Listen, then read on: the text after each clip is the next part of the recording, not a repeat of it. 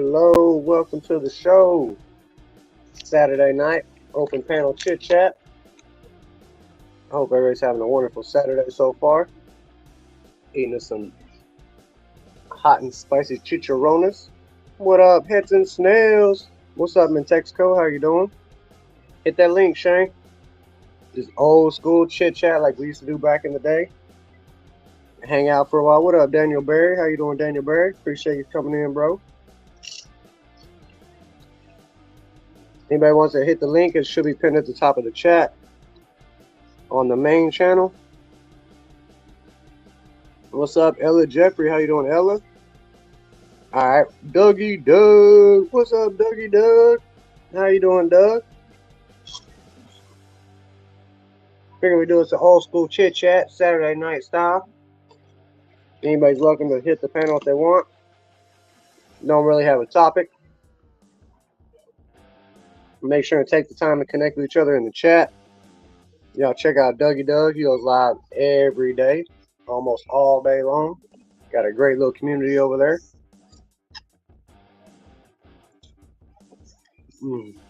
Made me some chicharrones. Hot and spicy. Very good.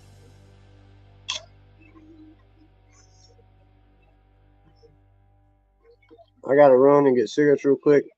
Just smoking my last one. I was about to go to bed, but I'll get up there. All right, bro. I appreciate you. Whenever you come up, you can share to your channel too if you want. Her too. Her too what?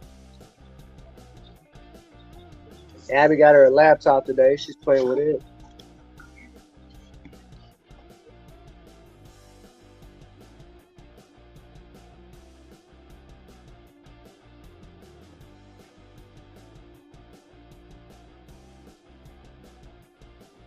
Sitting there trying to get that figured out. Chicharron was so good. How was everybody's Thanksgiving? Anybody do anything interesting for Thanksgiving? We went to my mom's. I had to cook the turkey. I think it was like my first ever turkey to cook. Maybe my second ever turkey to cook. Turned out pretty good. I injected it with some Creole butter. Put some seasoning on it. I got some seasoning called... What up, reptiles? I got some seasoning called chupacabra. Some chupacabra seasoning. That stuff is good. Real good. Goes good on pizza, chicken. Obviously it goes good on turkey. I haven't tried it on no steak yet. I'm gonna try it on steak next. What up, Brave Adventures? I'm doing good, Brave. Appreciate you asking. How are you doing, bro? Thank you for coming through. Yeah, I got that chupacabra seasoning. Man, that stuff is amazing. They got like two or four different flavors of it. I got the black label, but I like it. It's better than Slap Your Mama and better than that Creole seasoning I always get. A lot better. Something I'm gonna have to start getting all the time now. What up, Spencer? How you doing, Spencer? Doing well. That's good. That's good. Anybody wants to hit the link, they're more than welcome. I seen you on somebody's panel the other day, Spencer. They was picking on you a little bit. I was taking up for you in the chat. Oh, Lori. Yeah, you was up on Lori's panel. How you been doing, Spencer? What'd you do for Thanksgiving? Did you go anywhere special? Those chicharrones are so good, I can't help but eating them. Yeah, I seen you up there on Lori's panel. They was trying to pick on you a little bit. I was taking up for you, though, in the chat. Platinum Pyro. What's up, Platinum? How you doing, bro?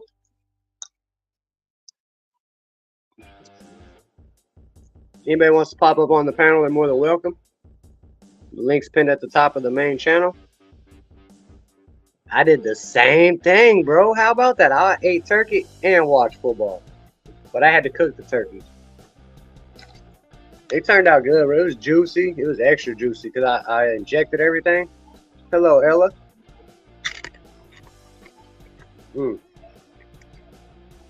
Yeah, I injected the turkey with that Creole butter.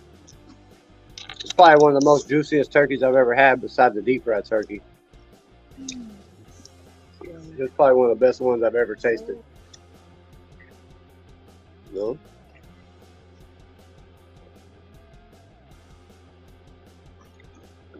What's your favorite side for Thanksgiving? You didn't eat turkey or watch football? That's non-American, Reptiles. You gotta eat turkey and watch football on Thanksgiving. That's like what Americans do on Thanksgiving is watch football, eat turkey.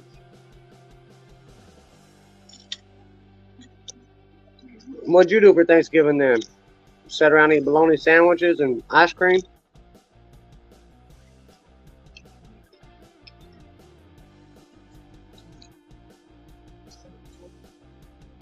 How's that it? Unless I pay for Toma. What's your favorite side item for Thanksgiving?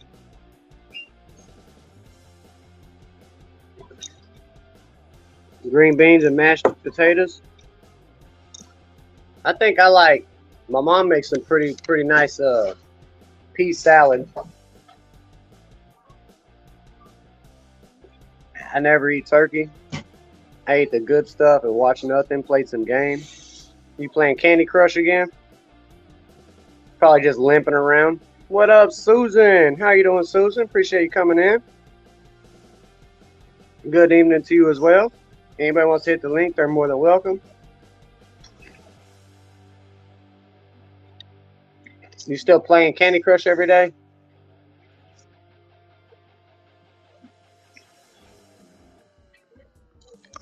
I try to get down on Traveling Fools Trivia Night, bro, but their questions are too hard for me. I mean, I'm good at asking questions. I'm not good at answering questions. Green bean casserole, deviled eggs, and stuffing. I'm not a big green bean casserole fan. I make the green bean casserole. Hello, Paris in the Philippines. Good morning from Dubai. Welcome in. Let's check out your channel real quick. Oh, well, I'm already connected to your channel. Oh, I remember you. What's up, Para in the Philippines? How you doing, bro? I remember chatting with you. All right, I know who you are. It is an open panel. Yeah, I'm not a big fan of the green bean casserole. I like pea salad. Pea salad's good as long as it's made right. My mom normally makes a corn casserole thing or whatever. I'm not a big fan of the corn either. I like the pea salad. I like potato salad. I make broccoli rice cheese casserole. That's fire. Rice, broccoli, cream mushroom soup, Velveeta. Can't go wrong. I had to make the green bean casserole, but I don't really eat it.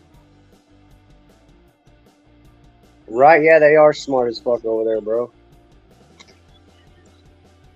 I'll go over there and I watch for a little bit, and before I can even answer the questions, they done typed it in before they finish asking. What up, Don people? Welcome back, Don. How are you doing?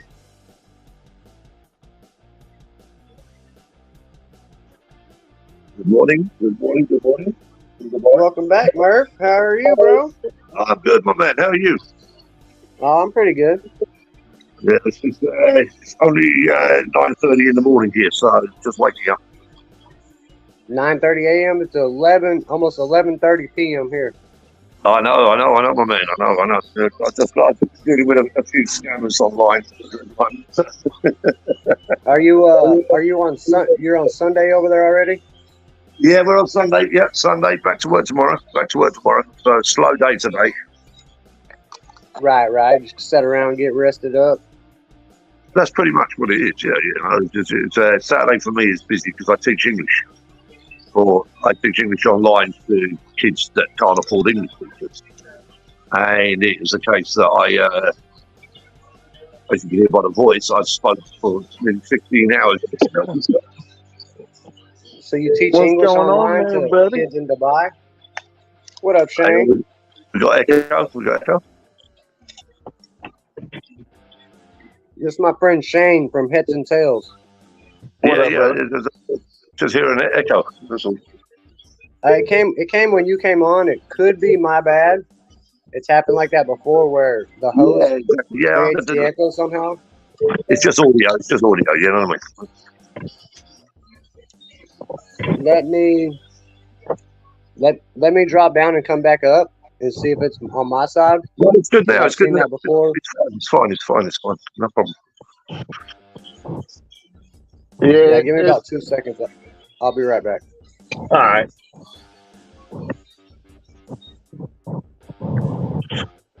So you going, buddy? You okay? What was that? I said, are you okay? I said, are you good?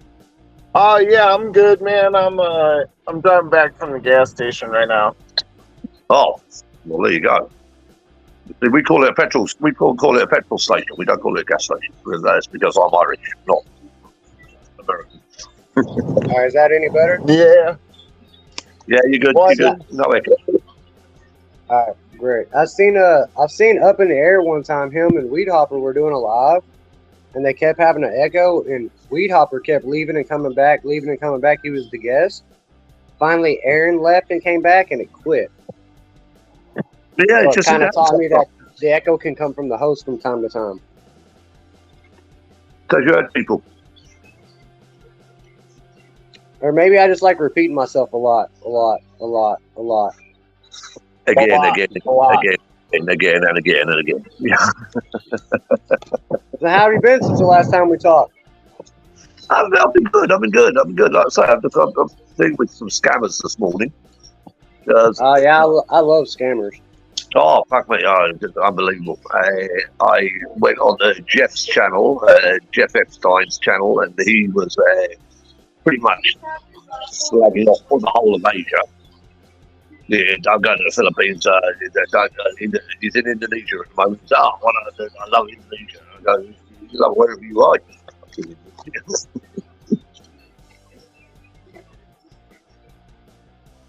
Yeah, scammers and trolls are my favorite. I love playing with them guys. Oh, I spend too much time doing it though. It's I just get annoyed with them, and I do passive aggressive. What up, LBG? What's good, LBG? You changed your name again, bro. Change your name more than you change your underwear, LBG.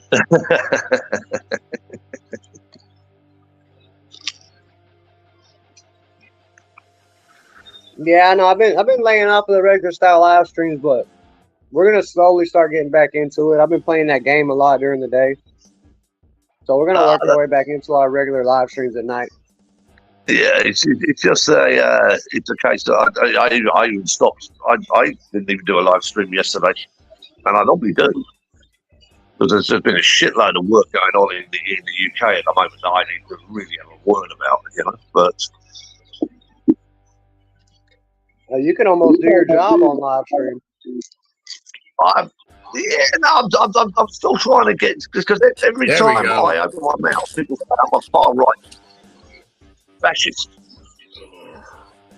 And What up, LBG? What's good, brother? Been a minute. Yeah, it sure has. You still hustling, pool? I don't hustle. Hustlers play for money. Play for something way more valuable. They remember me.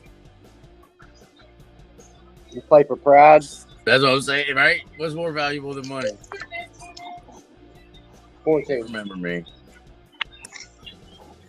I can't even fake talking shit right now. I just watched some dude get stole off on for no reason.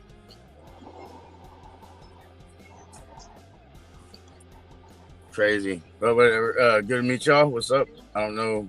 I might know. Good morning, my man. Good morning or good evening to you. You know. Oh, it's What up, morning man? for you, huh? It's morning. I'm in Dubai, so it's 9:30 this morning here. Dubai. Good morning, sir. Yeah, he's over there in the rich part of the world. Dubai. I'm a poor man in the rich part of the world. I'm a poor man in the rich part of the world. Enjoy it if you can. One life, my man. One life. I heard. And then we I heard got some we got crazy heads, stuff about heads and there. smells down there. Yeah, Like what up? alcohol's illegal. Well, obviously no. Not like in the hotel rooms and stuff. No, look, guys. I turn around. I make a mess. I send a message.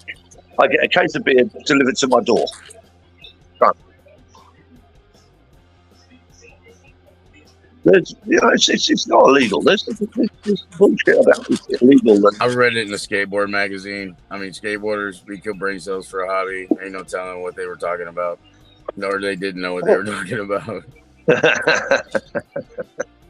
I mean, you would be surprised what's illegal in certain places. Like, even in Texas, it's supposedly illegal to have a screwdriver in your car, but they don't enforce that law. Yeah, because that's stupid as hell, dude. The fuck? Hey, man, speaking of shit in illegal. Texas. Turns out work did it. Bro, speaking of shit in Texas, I was like going through some boxes today and I found so many bullets. Like a gang of bullets, dude.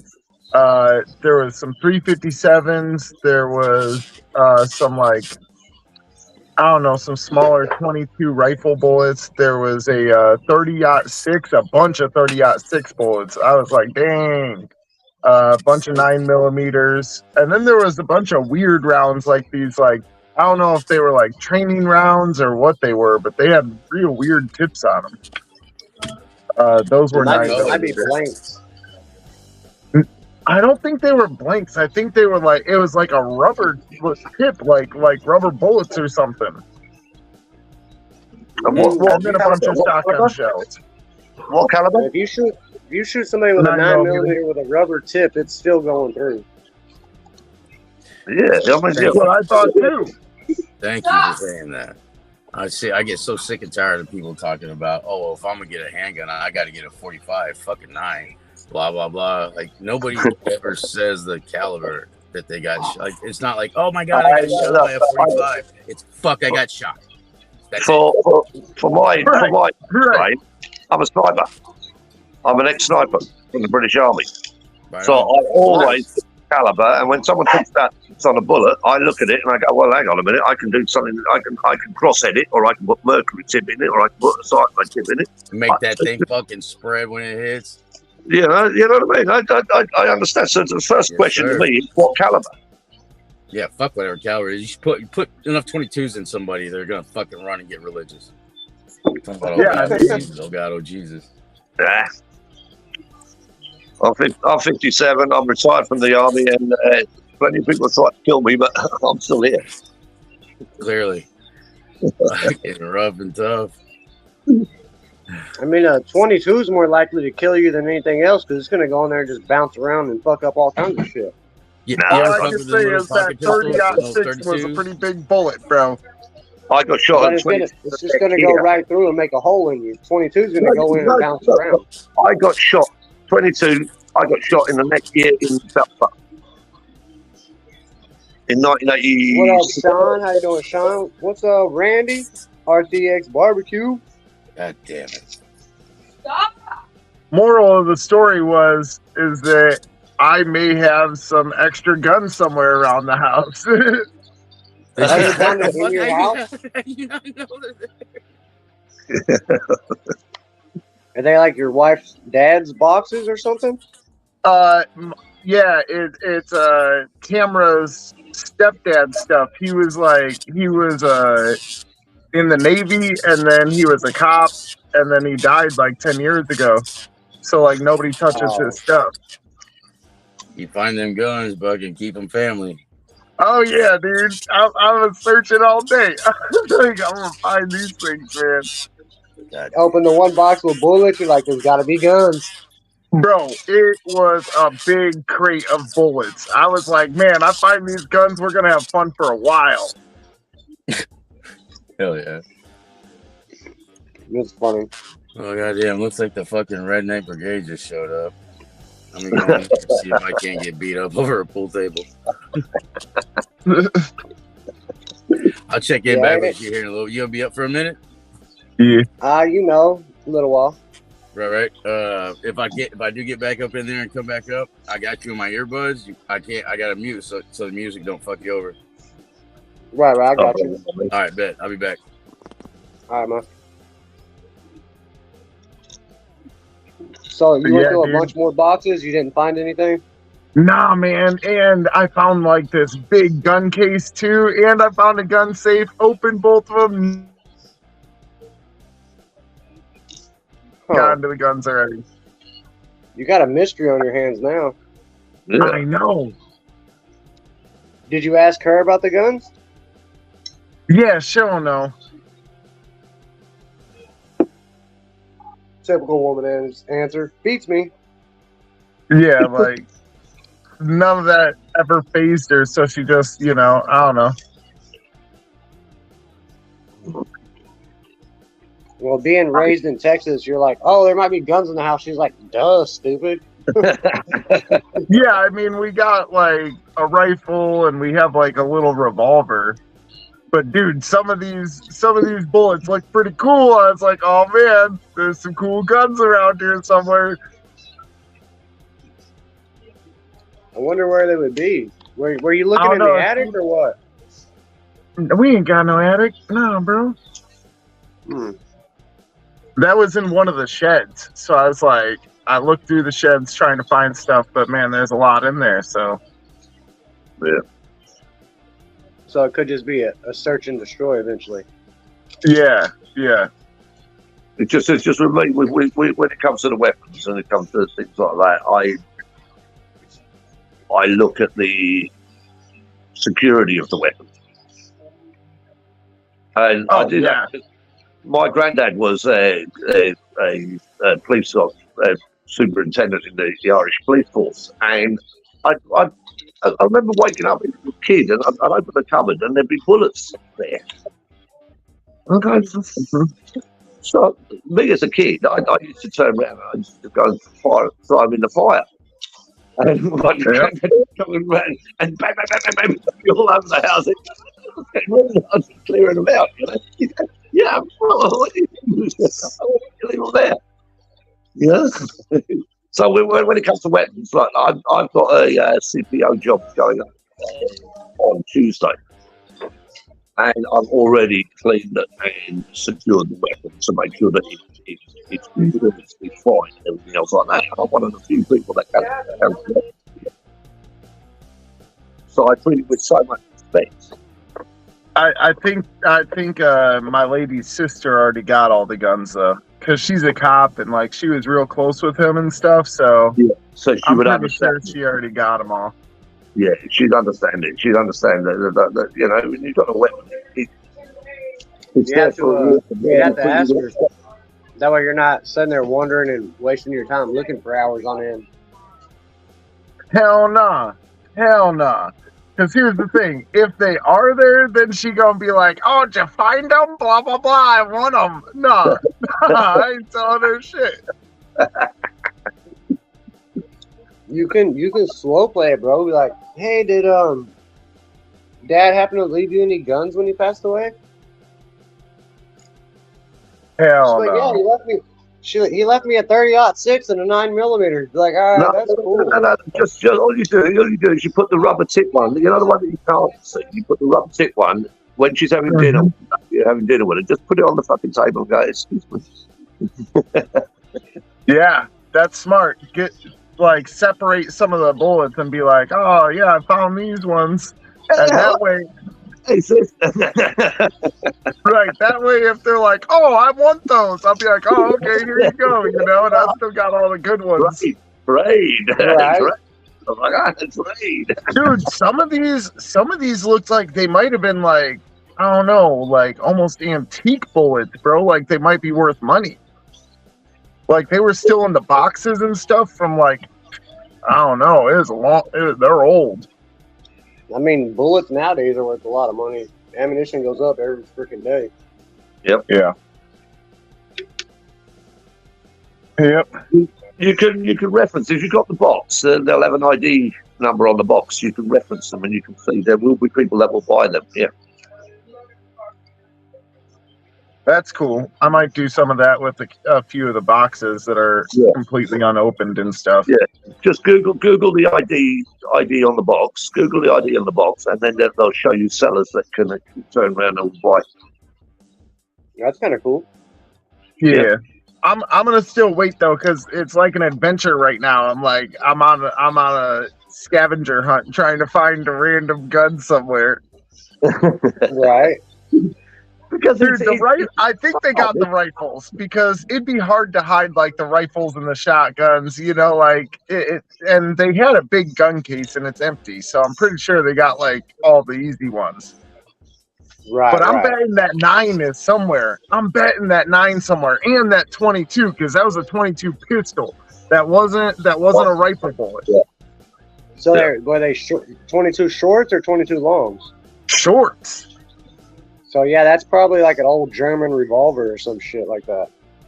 I don't know, man. I'm looking for like, I don't know, anything, Because even We'll see. a lot of the semi-automatic 22 pistols that have a clip take 22 longs.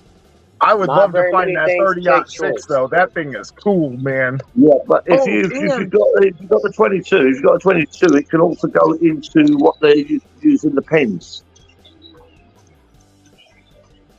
The what? The pens, the Secret Service, the pens. They Oh used to yeah. Don't stop thinking guns. If you've got a short nose 22, think about it and think about how it It might not even look like a gun. It might even not look like a gun. You understand? We used to use this. It's a one time hit, bang. Yeah. Well, short nose 22s also go in the freaking the redhead for nails. They do, yeah. So at the tip, if the tips are all like spiked in, and it's got colors on the end of it, that's for a nail gun. Hey, so I have only ever seen like this style of bullet on like a weird clip. It looked like an M1 Garand like kind of clip thing where it was like 5 bullets in a row. Is there a bunch of guns that do that? Oh, it's in a clip? I have a bunch of different like a bunch of different bullets, and this was one of them. And it was in a clip, was it? Yeah, It's in like a clip, or it's in like just a stack. It's in a stack, like a little 5 stack. That's a nail gun, bro. They're like fucking rifle bullets. They're big ass bullets. Oh, the rifle bullets are like that? 7.32, 7.36. I couldn't see the caliber because they were in the stacks. Can you grab them and show us? Oh, all right. Got me showing bullets on the damn I don't think screen. we'll get in trouble for Hold up. showing bullets.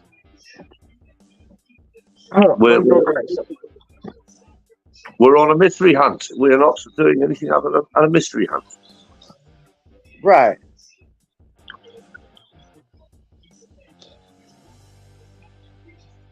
Well, I'm in Texas with him, but I'm just like 250 miles away.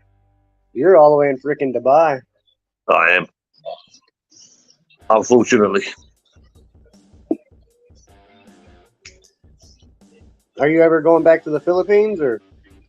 I ask the wife every day, and she goes, "Let's leave." And I go, "Well, I've still got some work here." She goes, "Well, let's leave." My wife is Filipino. So she likes it there? Not really. She's got her own pet shop, and she works 16-hour days. So I sit here on my own most of the day. I do most of my work from home. She sells pets. She sells pets in Dubai.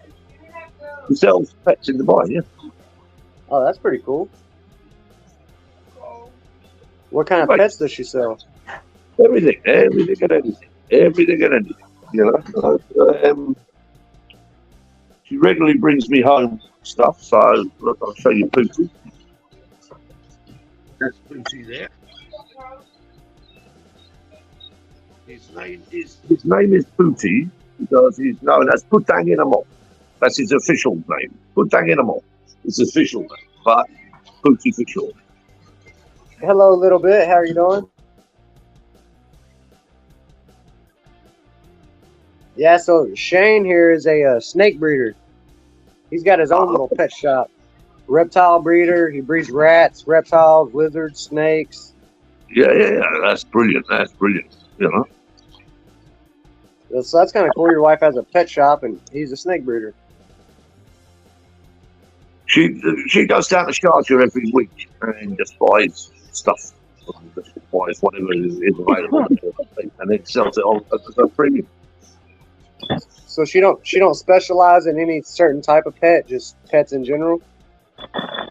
Pretty much. If I said to you about the sales of animals or pets or anything like that, no, it's all about the bills that she has to pay every week are for pet food. Because once you buy something, you buy it. Oh yeah, that's 303. That's a 303, is it? Oh, long nose. I don't know. I got a bunch of them though. Yeah, but it's a 5 clip. And then I got a bag of bullets.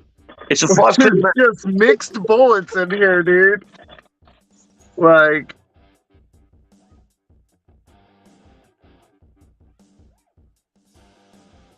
can't fucking read that one. I don't know. That's kind of crazy. The way they are in the rack like that. Yeah, they're all points. That's a 5 rack mag. So look at one of these. Look at this thing. We'll put you back on the old solo here. Is that a dum-dum? That's a dum-dum, isn't it? That's blunt. Oh, what the hell? That's a dum-dum, I think. That's a 38 Winchester. Winchester. 38 special. 38 special Winchester. So is it a blank or a dum-dum? I don't know. Looks like it's just a ball bearing in the end of that damn thing. That's like a buckshot 38. Oh, yeah. Right? That's what the fun. fuck is that? I was like, dude, there's some weird bullets in here, man. That's fun. And then, of course, yeah, snub nose. You know, and I mean, Google shit ton of these.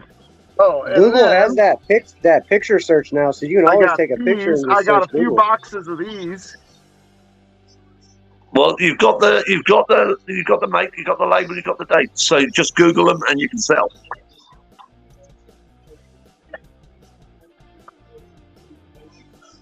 Yeah, that little stub nose thing was kind of cool. These are little boys. Ooh, it's like a 30-30. Yeah. What up, Latanya? Yeah, it kind of looks like a 30-30. Yeah, that's some of the little guys. I got a few of these cases. And then let's see what else I got here. Where's the rubber tip you were talking about? I got a bag of some big bullets. 45. I believe these. Yeah. I think you've got a fine little hole there. Right? Yeah, 45 Colt. Hollow tip. Hollow tip as well. Them are killers. They do damage. They do damage. Yeah, let's don't fuck around, huh? Alright, what else I got? I thought I had some other shit. Oh, man. Did I read Where's the rubber tip bullet you were talking about?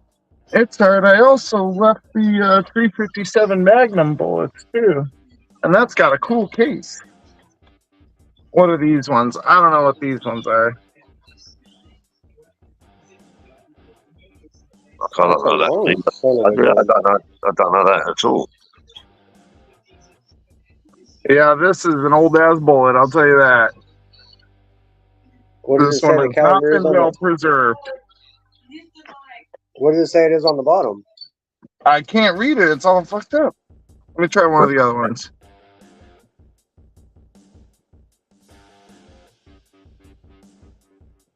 WCC 55. I don't know. It's a weird one.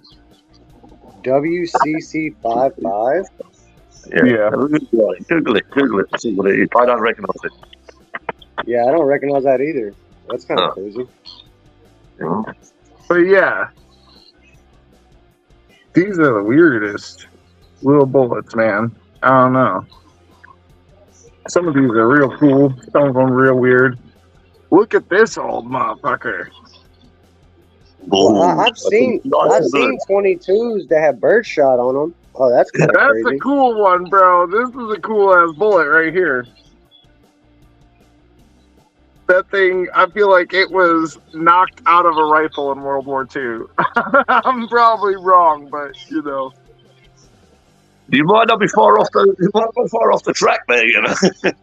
I mean, dude, this thing is old, right? Yeah, that don't look like anything I've seen. It's got like that looks like a lead tip, Yeah. actual lead. It absolutely is actual lead.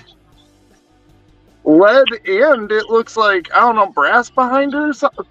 Well, There's something going on with that one. that might have come from Gettysburg. Right? Straight from the Alamo. Ooh, Yeah. this one is a dangerous one. This one's a little rimfire 22. Yeah. I know those little fuckers. I know those.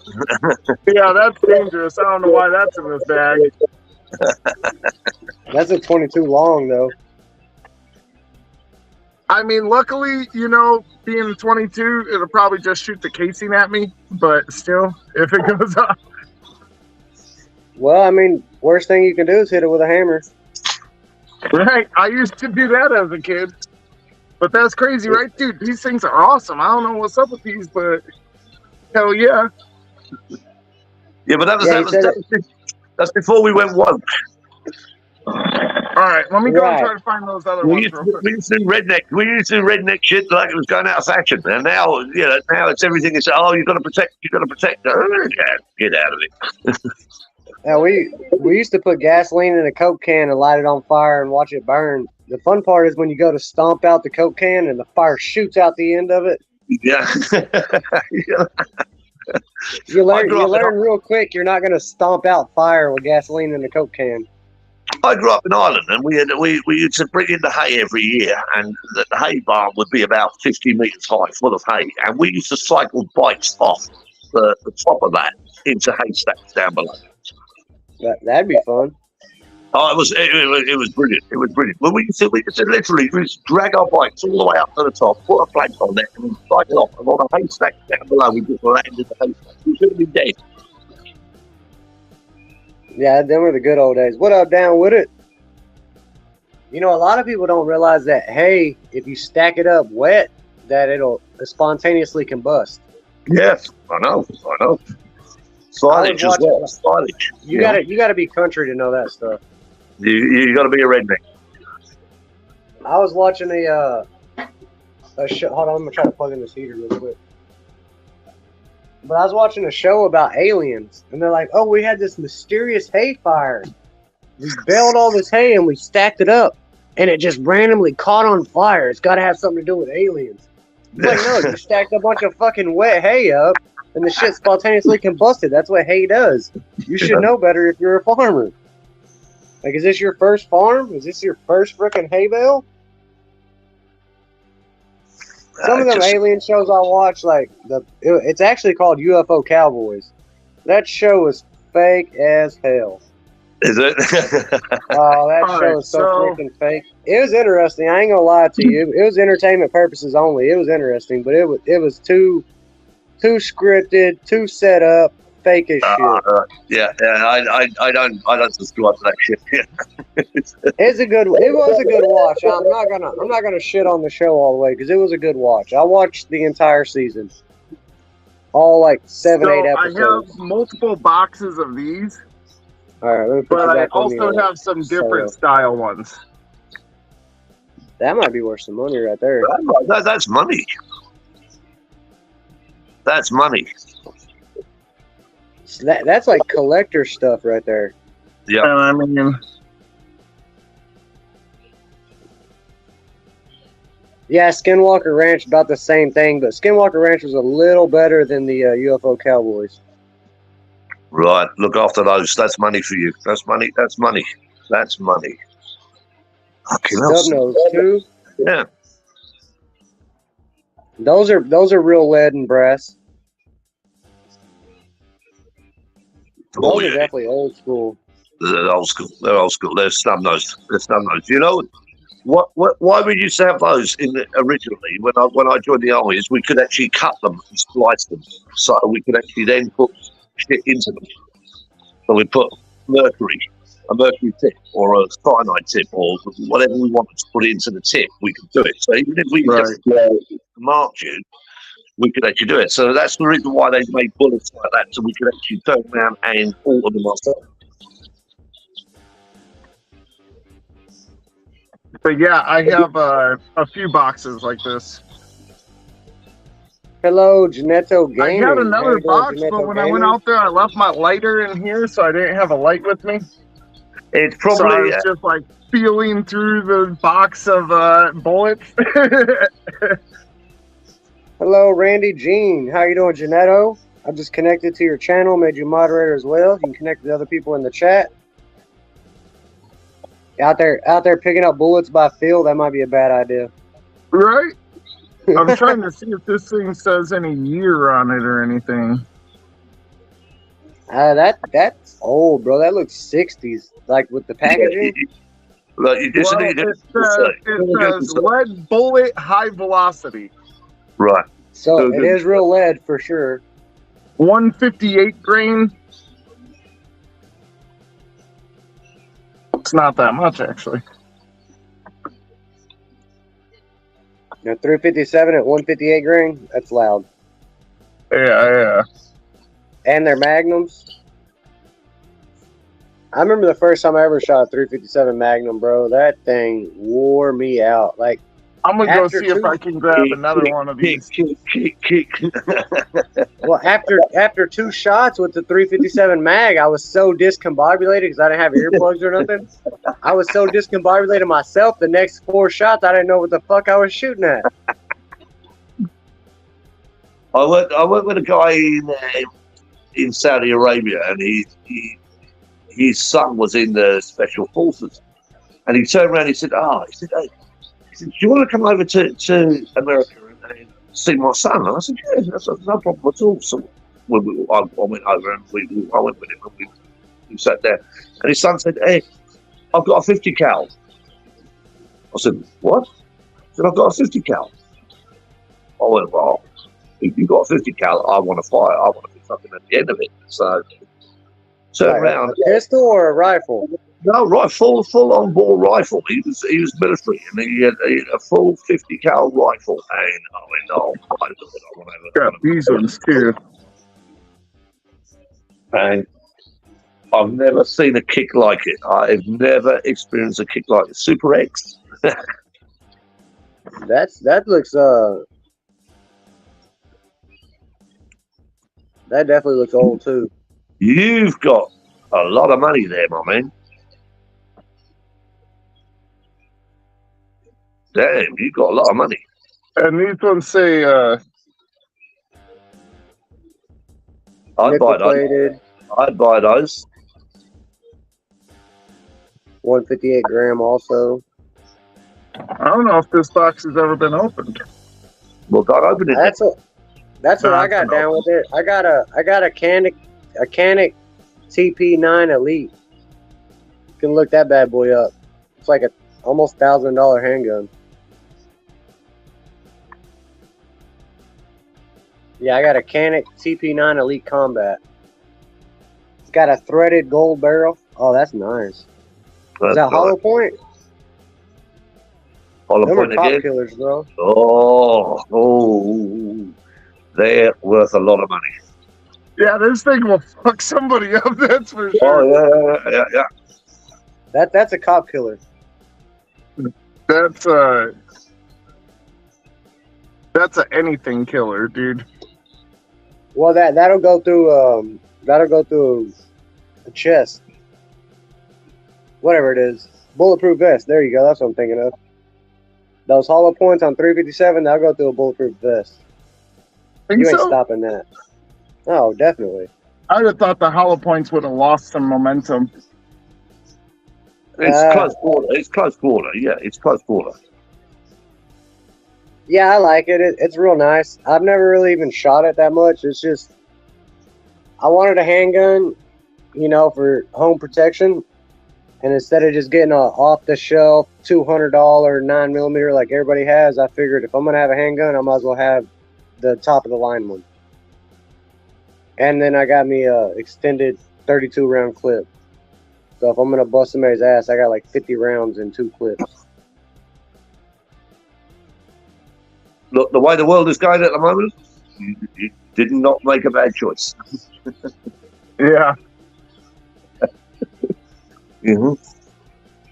Yeah, I've had quite a few real cheap knockoffs or throwaways, as you would call them.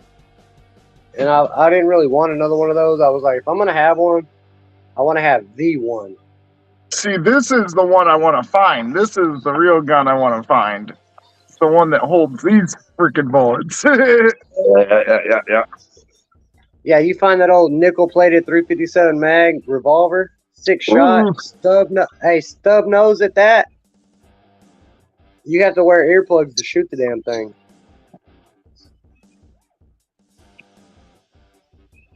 Yeah, and have the wrist of the Hulk. The kick isn't as bad as the noise. The noise will just discombobulate you after the second shot. You have no clue where you are, what you're doing. You're just like completely discombobulated. It's hard to explain until you actually get out there and experience it for one time for the one time. Once you experience it, you're like, oh, I get it. I understand. All I can say is God bless Texas.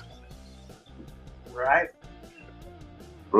Hey, man, I ain't ever went somewhere and found like hundreds of bullets like this. Like, dude, I got hundreds of bullets. That is Thanksgiving in one hit. Yeah. That's Thanksgiving in one hit. Yep. And the funny thing was, I was just looking for a file to sharpen the chainsaw.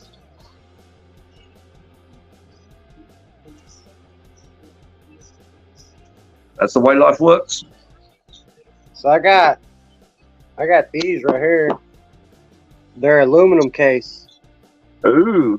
Oh, that's a modern bullet. Look at you. Yeah, look at you with your new stuff. Is this show my comp day or something? Right? It's an aluminum case, so it's lightweight. That's a 9. Yeah. I don't know if you'll be able to read it or not. My camera sucks. No, I got some non-lightweight 9 rounds if you want them. I don't know if you want to trust them, though, dude. They're pretty old. One thing about gunpowder and bullets, they don't go bad.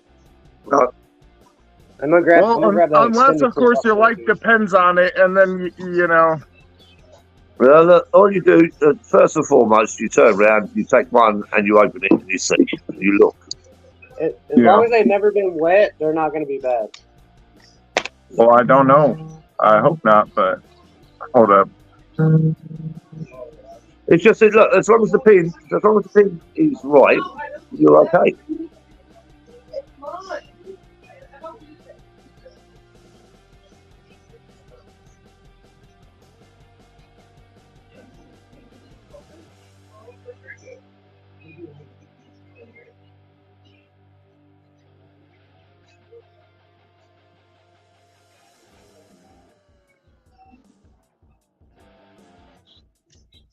All right, I'm back. Oh, shit. So here, we'll go back to the solo. Here's the regular clip. Yep. It holds it's got a +3, so it holds 18. And then here's the extendo. And have you ordered the spring, anything like that? It holds 30. Here's the regular next to the extended. Yeah. But have you altered the springs or anything like that? We used to cut the springs. No, I haven't messed with none of that. Oh. See, by cutting the springs, when everyone goes and they start counting how many shots you fire. Yeah, I really don't even know nothing about the spring in it. Yeah, well, I know it we holds 32.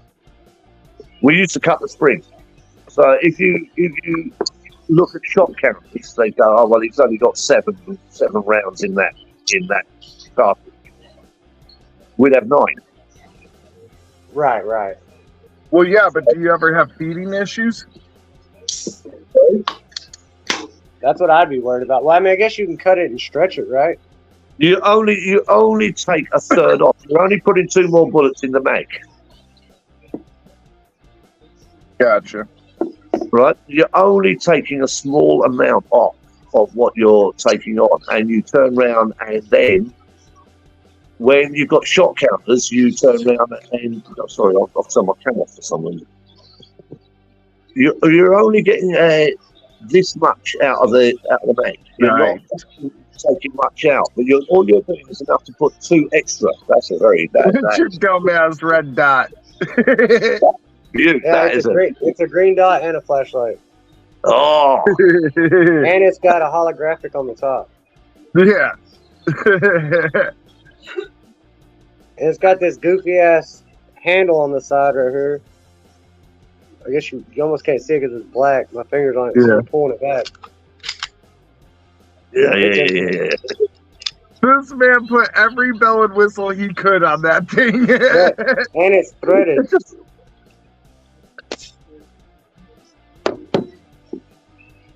It's got a factory threaded barrel. That's pretty good. That's pretty good. Yeah. Yeah. When you look it up, this thing's like $800 to $900 without the extras. It comes factory with a holographic sight, and this is the clip that goes in the gun factory, but it's got a +3 on it. Damn. You Americans have fucking toys that I can never even play with. You know what I mean?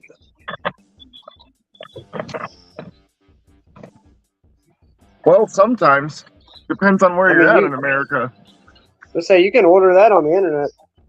Yeah, unfortunately, I get arrested as soon as it arrived into the customs. Yeah. I've got in the Philippines. I'm not allowed to own a weapon, but my wife is fully licensed, so I have weapons in the Philippines. And I'm a sniper, so I buy big bore, I buy big and long ball rifles and things like that. And most of my wife's brothers and cousins have all I'll be back. Bought the long. They've all gone long. You know what I mean? Are weapons are illegal in Dubai? Not for me. I do CPO work, so it's close protection officer. So I look after people, so I'm entitled to carry a gun. Right. But I don't keep it at home. I leave it at work and I take it out at work. And I did so yesterday. I went off and cleaned my gun, and oiled it and make sure it was ready. And I've got CPO work starting Tuesday, so I'm going to look after some very rich Arab. So you like private security type of thing, or? No. It was weird. I used to run the Burj Khalifa. I'm an engineer by profession, so I was ex 9 airborne engineers, so nine parachute regiment. But I was a sniper within the parachute regiment, and then I came out to Dubai and I was working and running the Burj Khalifa, and then back to the Prince of Dubai and I've looked at your history. I went, okay. I want you to go down to Abu Dhabi and work for the Royal Group. So I went down to Abu Dhabi and worked for the Royal Group, which is the president of Abu Dhabi, the president of the whole of the UAE. So I'm CPO to the family. I work for the Royal Group. I work for CPOs. I do it when they need me. Yeah, I just never heard of that CPO thing before. Yeah, close protection officer. Down with it says, do you have to notify when you cross borders? If I'm carrying a firearm, yes. What up, Mike Harper? What does CPO stand for? Close protection officer. All right, there you go. That sounds right. What's up, Cass? Said like our DOD. What's DOD? I don't know what DOD is. Department of Dictators? I don't know what DOD is either. Yeah. Look, I'm a mercenary. Of course, I hire myself out to whoever. If you want to hop up on the panel, Mike, you can. The link's pinned at the top, bro. You know, you want to shout at me, for fuck's sake, go and shout at me. Because I'm a mercenary. I'm a mercenary, for fuck's sake. I don't care. Oh, Department of Defense. All right, I got you. Department of Defense, he said. Yeah, DOD. pretty much. It's pretty much what I do is I'm the guy in the background.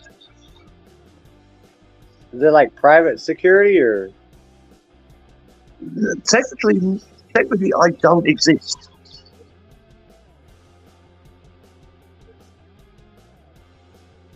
Oh, right. Protect senators, politicians, and all that jazz. Yes, that's pretty much. I look after the royal family here. That's nice. It pays well. I would imagine. Enough you get to stay home and teach English to rich people. Damn right. So is it hard to teach English to people in Dubai since you're from England, and you got to teach them our English, or you teach them proper English? I actually turn around. The language of engineering is English.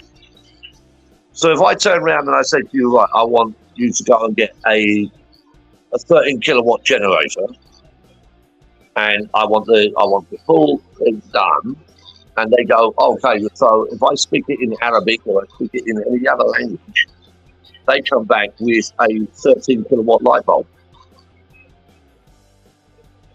So the language of engineering across the world is in English. Every contract in the world will be in English and in the national language. But English is the contract of maintenance and engineering.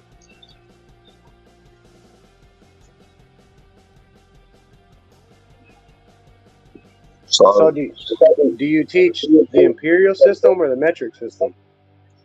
I work with both the metric and imperial.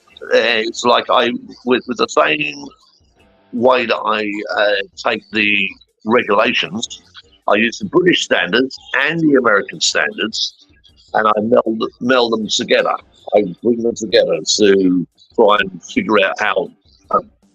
And when I was running the Burj Khalifa, we had the Adani fire, and literally I was just standing out my window, and I was like, "We've got fire going on." So I rang the fire brigade and looked. The fire regulations for the UAE it took them 2 years to get them ready, get them right, to fix them after that fire.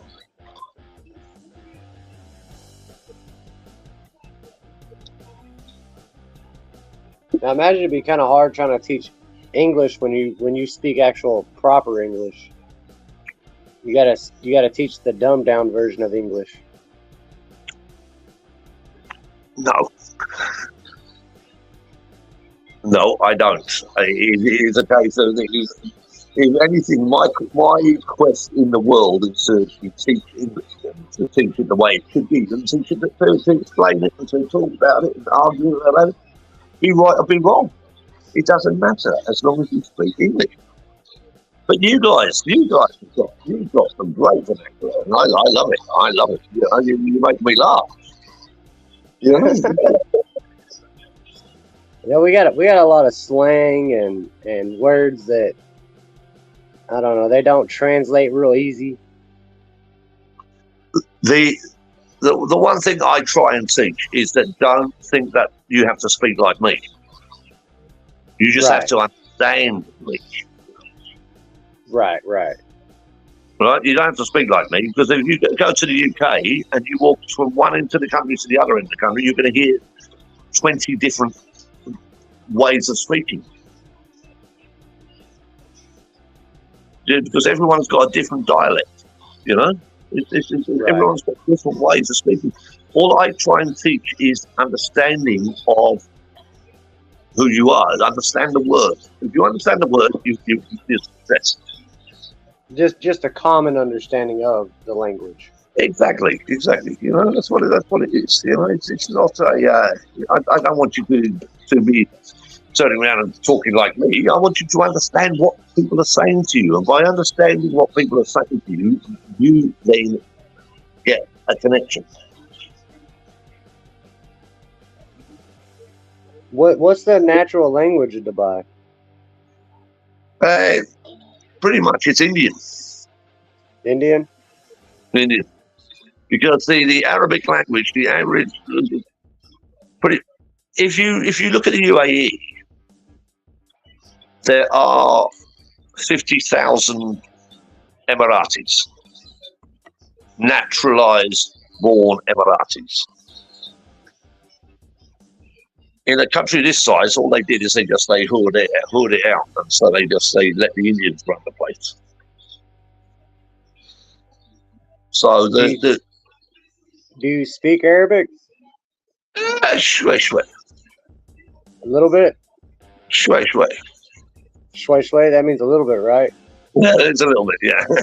like Spanish for a little bit would be like poquito. Poquito. Yeah, exactly. Yeah. I made a point of not ever speaking Arabic. I understand Arabic. I don't speak Arabic. Right. Understanding and speaking are two entirely different things. I understand a lot of Spanish, but I don't speak a lot of Spanish. Exactamundo. It's like we would say with Tagalog in the Philippines. Like I can say a lot of stuff, but it's not stuff you want to hear. You don't want to go onto my Twitter account then. I can understand with a lot of what they're saying, but I can't like translate it to where you would understand. I could just understand myself. Yeah, exactly. And that's pretty much how I work, and that's how I understand. I had to learn Arabic. Because of when I'm in meetings and doing. I want to understand what the fuckers are saying. Right, but then you still sit there and act like you don't know, so that they don't ask questions. Exactly. You know.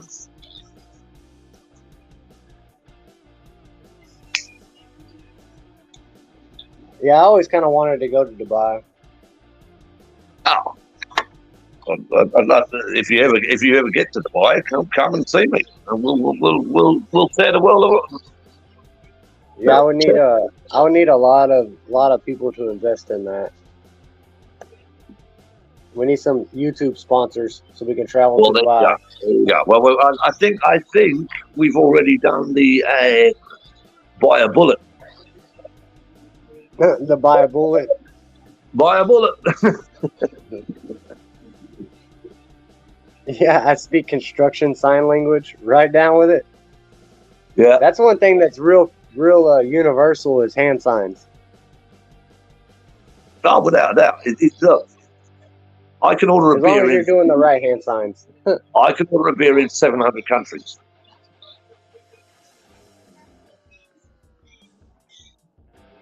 Yeah, that's one way I learned a lot of Spanish was construction and also the food industry.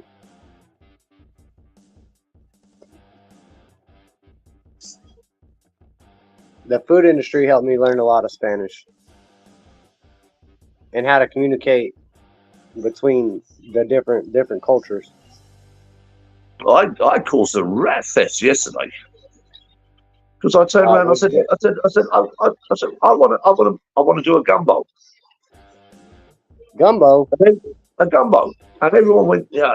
You need to do this. You need to do that. You need to do this. You need to do this. You need to do, you know. It's like, yeah. I'm one of these OCD boys that I couldn't make a carbonara sauce one day So I went off and trained as a chef. So just to make a what was it?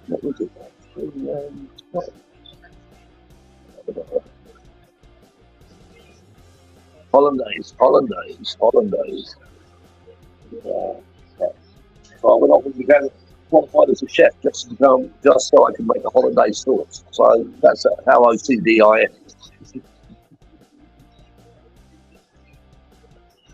Well, hollandaise sauce and what's the damn eggs called where you boil them? Eggs Benedict. There you go. Eggs Benedict. Yes, that's the one. That's with the hollandaise sauce. That's with the hollandaise sauce. Well, I couldn't make the hollandaise sauce, so rather than buy it, I went off and trained as a chef for 3 years. You want to throw them for a loop? You get you some good old pecan wood and some mesquite and smoke you a brisket like a Texan. I can Texan, yes. I'm not Texan, I'm Irish. Cook you a good old brisket for 12 hours, feed it to them. Oh, can you eat cows in Dubai? Pretty much we can. It's just my wife doesn't eat beef, so she's we more pork, chicken, and pork, chicken, and fish. I know a lot of the Indian cultures they worship cows, so you can't eat them. No, I can buy a steak here. I can buy bloody good steak. It's Australian stuff. It comes in regularly. Every now and again, the Australians got some crazy laws, bro. Australian laws and regulations are out of this world.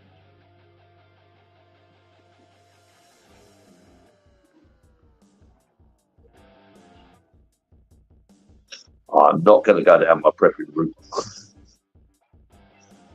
Bill Gates and all of that shit. No, I'm not going to go there. I'm not going to go there. Yeah, I got a couple Australian friends, and they were telling me like, tobacco costs more than marijuana. Yep. You cost more than marijuana. Well, interestingly here, water costs more. Water costs more than beer or petrol. Really? Really? Is it mainly desert there? It's pretty much desert, and you regularly get fired because all the Filipinos run around on these electric scooters and they're combusting like that. So, all right, here's a goofy throwback. Does anybody remember when they first heard of them selling bottled water? Oh, way back in the day, yeah. Nobody thought that was going to take off.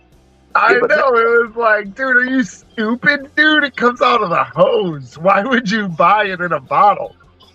Right.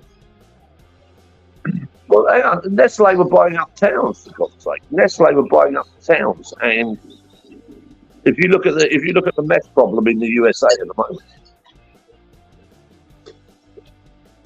it's terrible.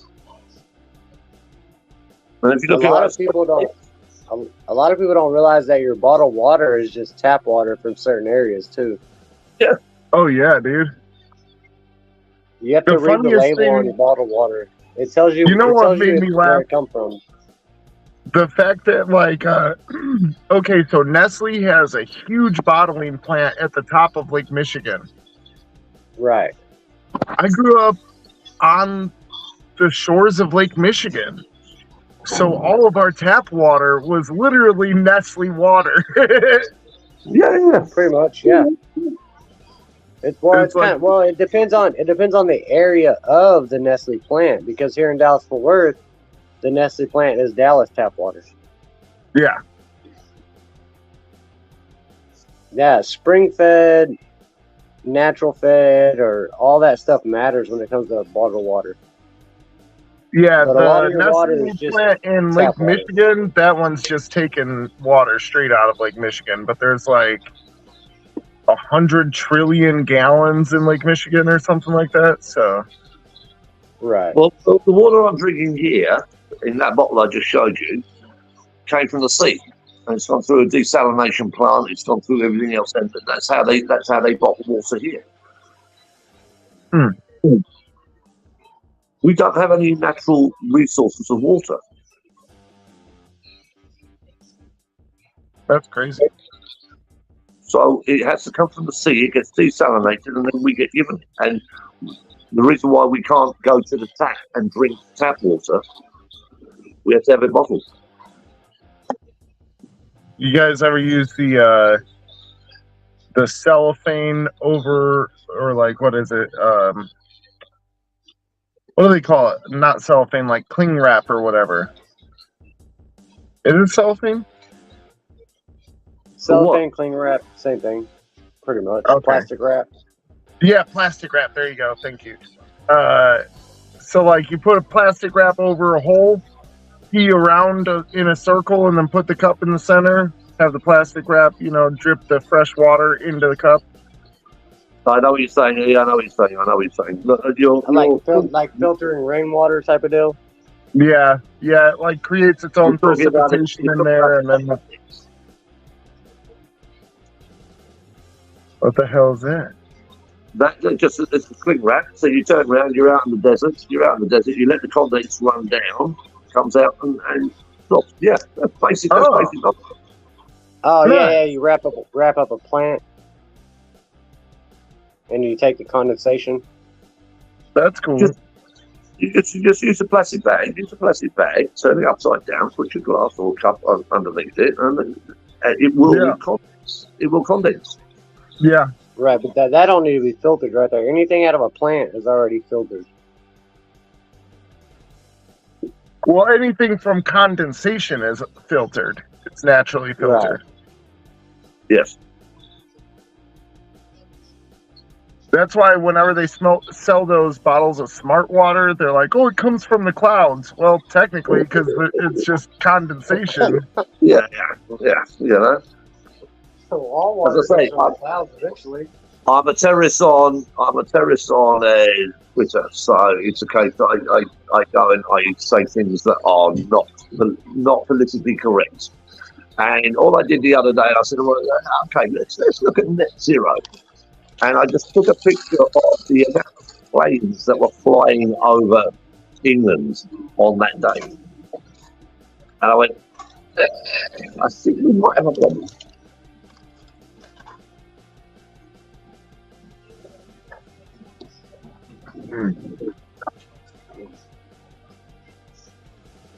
I have been totally ignoring the chat. What's going on, chat? My bad. What up, DWI?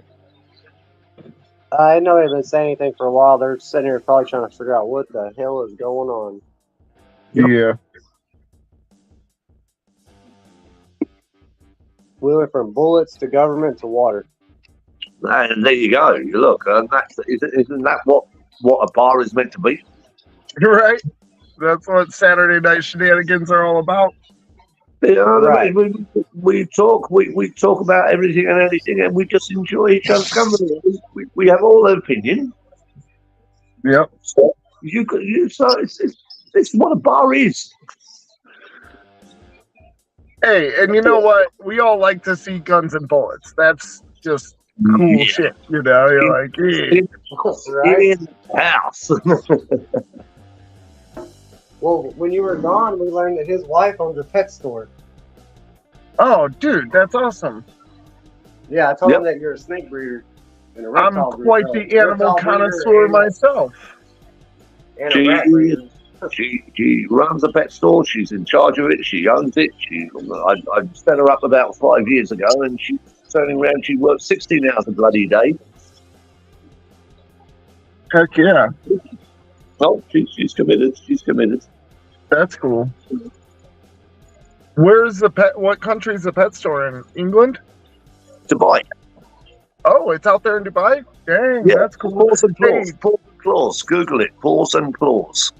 Paws and claws. That's cool. I'm heads and tails. Hey, that's a good name, Paws and Claws.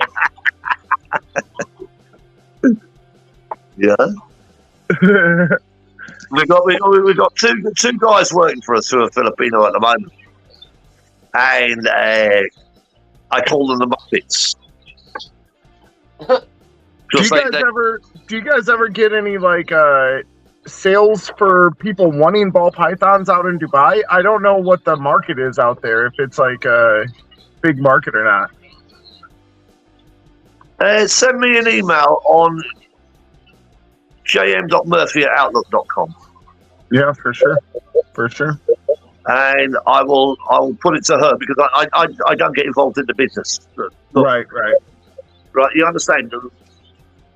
Oh no, absolutely. I was just wondering like what it's even doing out there, like if people are interested in ball pythons out there and stuff, because like in America we do like designer ball pythons, so we have particular breeds with specific colors and patterns that we're trying to make like combinations out of, and it gets pretty crazy. As I say, like you can't even ship ball pythons to Australia, so you may or may not even be able to have them there in Dubai. That's what I'm saying. Yeah, I'm just thinking. I don't know enough about the business to comment. You understand? Right. And that's why I was like, I don't know, because even if you can get them out there, if you can or can't, and then if you can, what kind of like mutations are they working? I mean, if you can, maybe you'll start shipping them there. Dude, it's crazy expensive to ship a ball python. I bet it's also crazy expensive there. Everybody in Dubai is Richard Nixon. Well, and it's a lot of like customs and taxes and fees that you have to pay every time. They don't care. They buy Lamborghinis by the tens. They leave Lamborghinis in London every fucking Christmas. Right. Yeah, they give away Lamborghinis as presents for coming to their house and shit. They don't even give them away, bro. They just leave them. Right. And they take the keys to be an asshole. And look, what you're talking about may well be doable. As long as it's legal. Right. I live in Dubai. Nothing is legal. Well, and that's all right. So the reason I was thinking Dubai is because people are so rich in that city that it's like, dude, they go for the high-end stuff. Well, some of these ball pythons can fetch 30 grand. Yeah. Which, in the U.S., which would be 80, 100 grand there if you can do it. Well, I don't know. I think Dubai has a really good thing on their dollar. At the moment, not bad. It's not bad. Yeah. But as I say, just send me an email. I'll look into it. I'm not talking about the wife here. I think I know people that can actually make the connection. You understand? Yeah, that'd be cool for sure. That'd be crazy to have heads and tail snakes in Dubai. Dude, that would be cool. Heads and snakes and paws and claws. What a union. Right. Yeah. Yeah, if you could corner that market, oh my God, we could all be rich. Yeah, I mean, well, because I just seen that like people in the what is it, the Philistine? Oh no, Philippines. There we go. I was like, Philistine? No. Palestine? What? No. If I can explain why my title is Parrot in the Philippines, is because when I married my wife, there was a load of parrots that I was working with in the army that came. I said, come over. And they've all married Filipinos. So in Batangas, where we live in that region, there's like 50 fucking British parachute regiment there. We were our own unit. Dang. And what happened was I set up parrots in the Philippines because we were going to do our regular nightclub thing, Friday night or Saturday night, do a live stream and just chat to all the boys around the world. So I do a live stream every week with all of the boys, and we send it to BFPO, which is the British Forces Posted Overseas. So we send it to them. So we send the messages, we send everything, and we've got a huge channel. But what you see on Paris in the Philippines is not what I do. I do Paris in the Philippines as a link to forces serving overseas. Gotcha. I'm in here as Murph. I'm not as Para in the Philippines. I'm here as Murph. Right.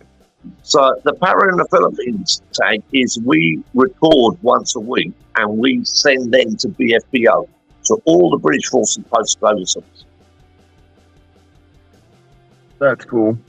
Because the boys need to know that yeah, there is a fucking bar. There is a bar. We're having a fucking beer. We're enjoying ourselves.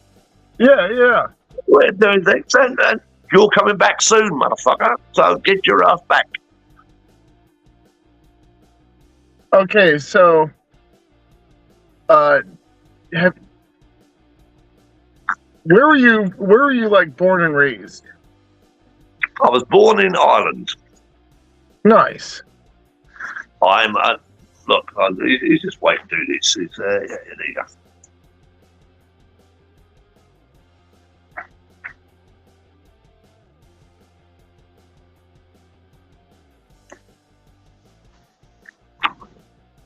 I was born in Ireland. That's cool. But I also have a British passport. Sweet. So, where was I born? I was born in Ireland.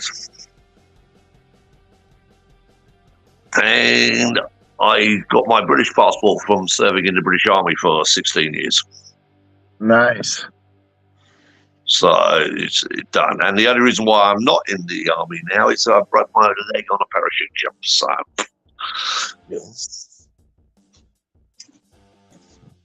yeah, those landings can be tough. I watch those videos of people biffing it. Like sometimes they'll land on trucks and shit. Oh man, I always think about that. I'm like, dude, that's a rough landing.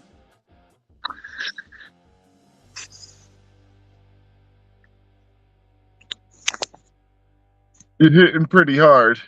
It was rough. Yeah. See, you're hitting pretty hard. When It was rough. It was rough. Trust me. Well, because I understand why they do it. They're like, hey, we want to get you on the ground as fast as possible. But dude, they should really slow it down by a couple mile an hour, you know, because I watch these paratroopers hitting the ground like, like they're all just smacking the ground hard as hell. No, I mean, you're looking at idiots doing it. We were professionals.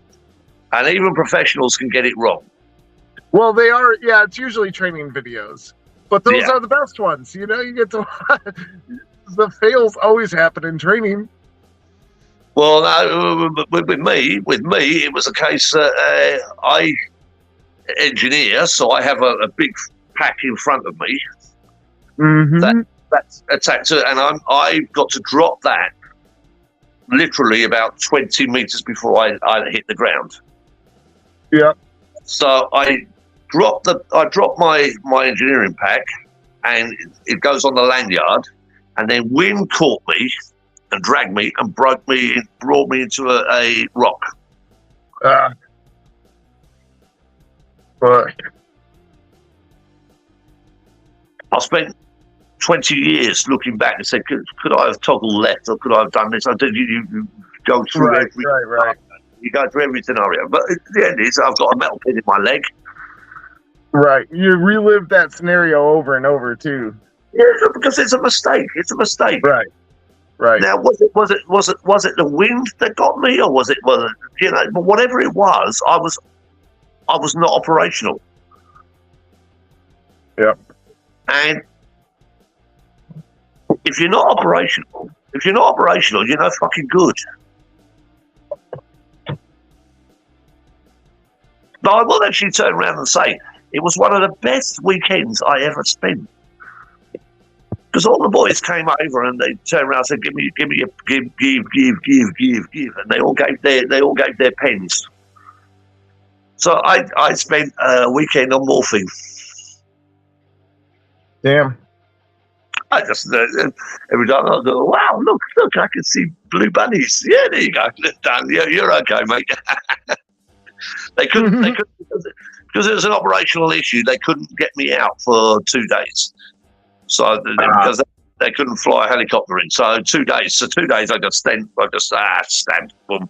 Yeah, wow. Dang.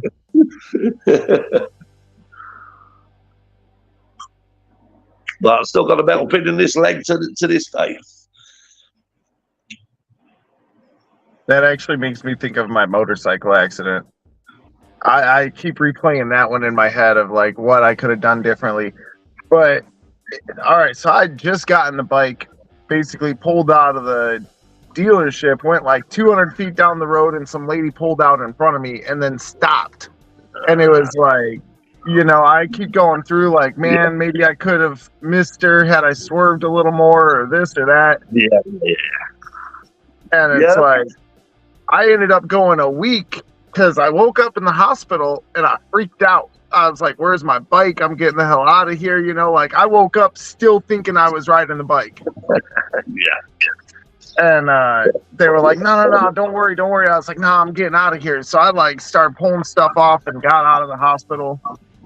I went like a week out of the hospital and I was like, man, something ain't right. And I went to the doctor and they're like, yeah, your left clavicle's broken pretty bad.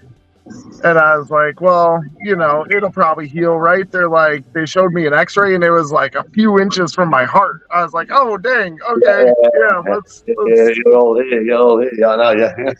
Yeah, they said we could wait 20 years and that thing would never heal. I was like, all right. So now I have a 6-inch plate and 9 screws in my left clavicle. So, yep. I only had 6 screws and I had 3 taken out. Nice. So it means I can never run again. Yeah.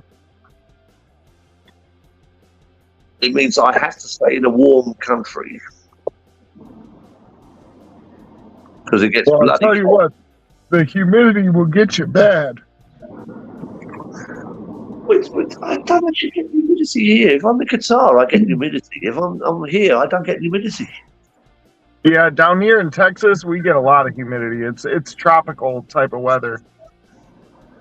I was overseas in California once with the airborne services in the US, and I remember walking out of my apartment, and my car was 100 feet away from me.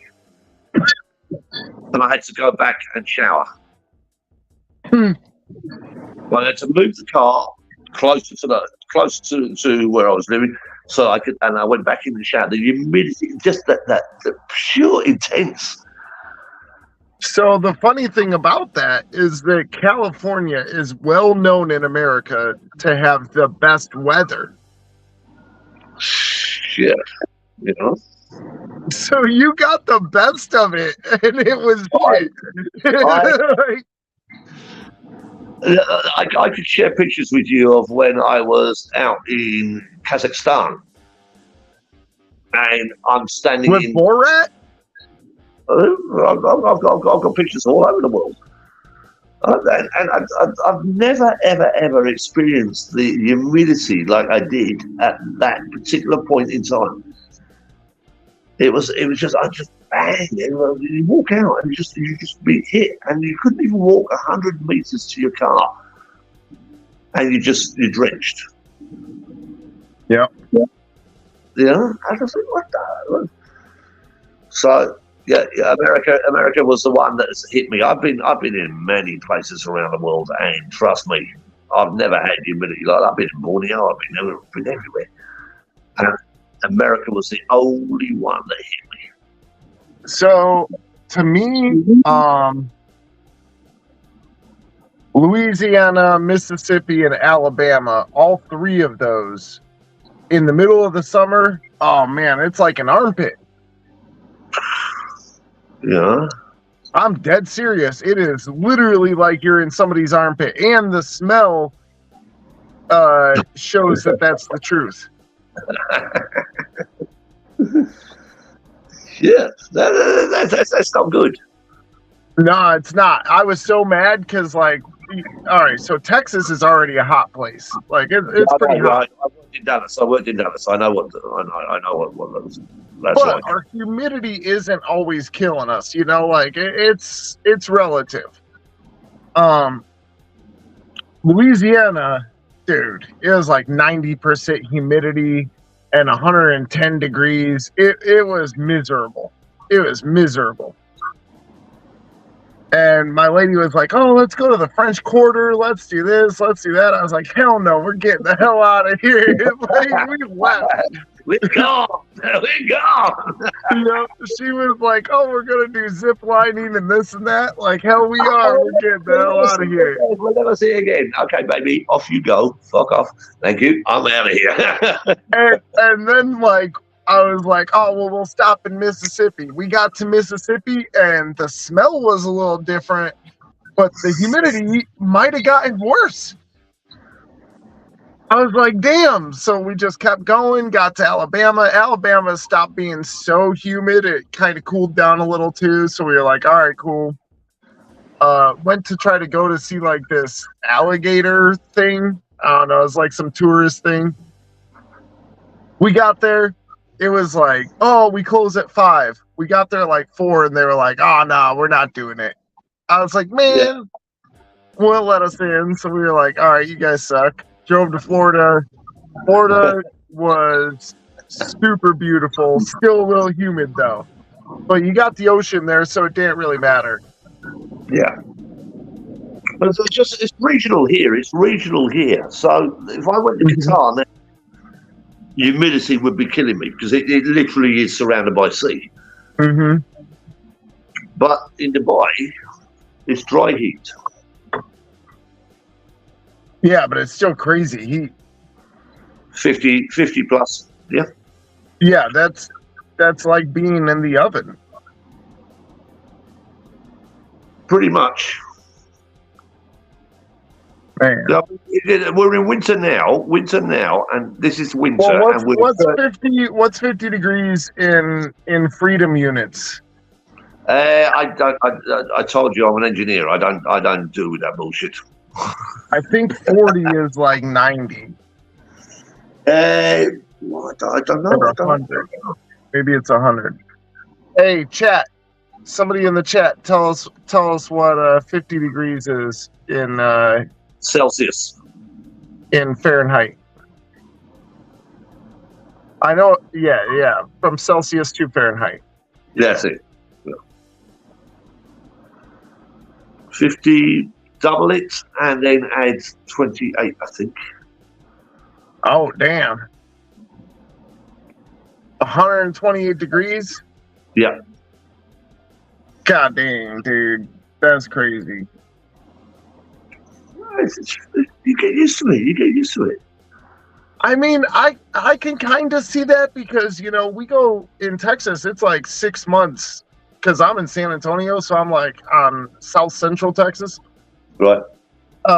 We go like 6 months during the summer with no rain and it's 100 degrees plus every day, you know, but at the same time, that's like people up north with their winter, where in the winter, you don't really go out as much, you know, you're like, I'm going to stay in the weather shit. In the summer down here, you're like, I'm not going to go out there. I'll die in an hour, you know, you're like, They cloud seed the sky here, so it rains every now and again. And that's cool. I was wondering about that. You see nothing like it. You see people running out and lying down in the middle of the fucking road because it's raining. That's cool. Yeah, I just look at them. I go, shit, that's engineered rain. don't near it. Right. They're drinking it.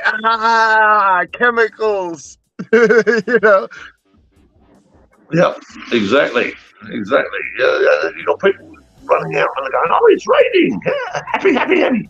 lie down in the middle of the fucking street. And I'm going, really? Not advisable. So, Texas being the Lone Star state, they always do a bunch of shit like different than the rest of America. Like back when I was growing up, I grew up in the Midwest, so I was like by Chicago, Milwaukee, that type of area. We got a lot of rain, but they would do cloud seeding if they needed it. If it was a big drought, they would cloud seed. Hell no, they ain't doing that in Texas. You got them messed up if you think they're going to let you do anything like that. Their motto here is literally, don't mess with Texas. That's the motto. They are set the path. Yep. They're like, nah, we're not about that. If you try to do anything like that, you're going to jail right away.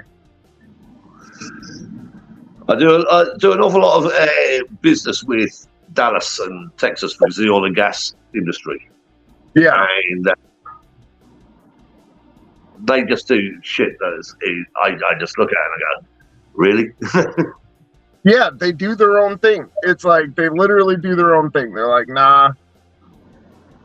It's very freeing. Coming from a place where it felt like the government controlled my life to going to a place where I feel like an actual part of freedom, where I'm like, hey man, I'm free to do my own choices here, you know? It's nice. You know there's no state tax? One of the only states with no tax.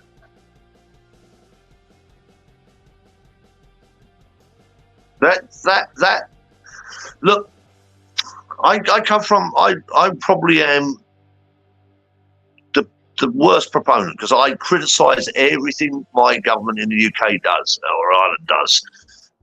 And I disagree with immigration. I disagree with the mass immigration and this is Islamist shit that is going on around the world at the moment. And I turn around and I go, we are paying for people that don't have the right to exist in our country. Yet they want to then become the voice. And it's like, okay, so for the record, America's immigration problem has been with Mexico, and it is not usually at this point, honestly, it's not even a lot of Mexicans coming across the border. It's people from other countries coming across the border through Mexico. I'm not a racist, I'm an Islamist.